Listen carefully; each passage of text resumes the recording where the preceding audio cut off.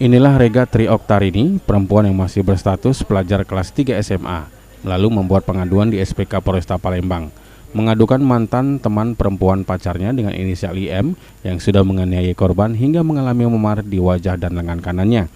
Pada waktu korban berkelahi terlapor di rumah pacarnya di Gang Family Jakabaring, di mana menurut keterangan korban kejadian tersebut berawal pada waktu korban berada di rumah pacarnya Diki di Gang Family Jakabaring.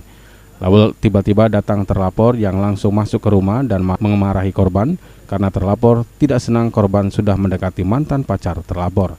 Di mana oleh terlapor korban langsung dipukul dan ditendang sehingga korban mengalami memar di wajah dan lengan kanannya. Jadi apunya apa ya tadi? Di apunya. Untuk ini kamu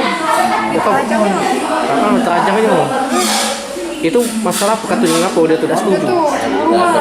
Cemburuan. Padahal kau dengan kawan kau ini cuma berkawan. Apa cewek juga kau? Itu mantannya waktu ceweknya. Oh, jadi ceweknya.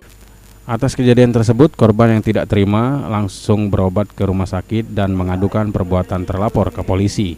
Saat ini pengaduan korban sudah diterima oleh pihak polisi Polresta Palembang untuk ditindaklanjuti. Haji Delia, PAL TV. Siapa Bu? PAL TV.